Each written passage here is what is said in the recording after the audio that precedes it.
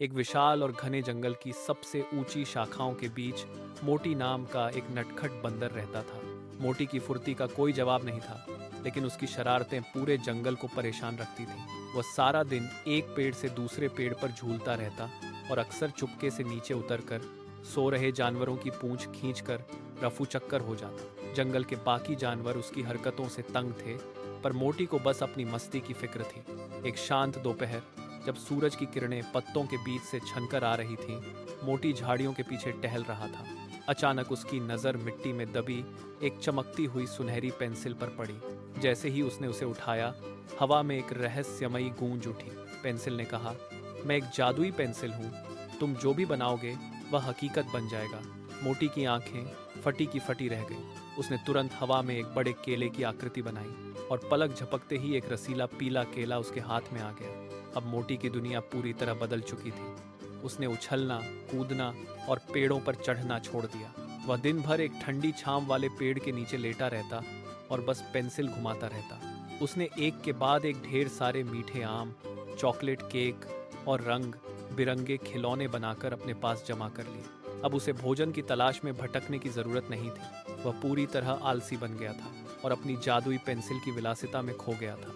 एक सुबह मोटी के दिमाग में एक खतरनाक शरारत सूझी। उसने सोचा, क्यों ना कुछ बड़ा बनाया जाए। उसने पेंसिल उठाई और जमीन पर एक विशाल शेर का चित्र उकेरना शुरू किया।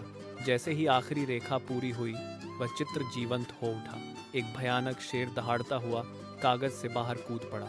शेर की आंखें खून की तरह लाल थीं और वह भूख से पागल होकर सीधे मोटी की ओर झपटा। मोटी के हाथ पांव डर के मारे कांपने लगे। मोटी अपनी जान बचाने के लिए घने पेड़ों की ओर भागा। शेर उसके ठीक पीछे था और उसकी हर दहाड़ से पूरा जंगल कांप रहा था।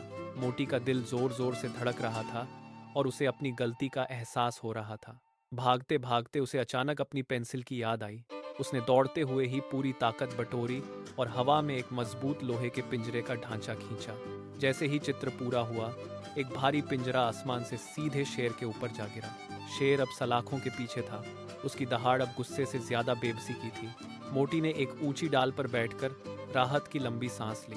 उस डरावनी घटना ने मोटी की सोच बदल दी। उसने समझ लिया कि शक्ति का गलत इस्तेमाल विनाश लाता है। उस दिन के बाद मोटी ने किसी को परेशान नहीं किया।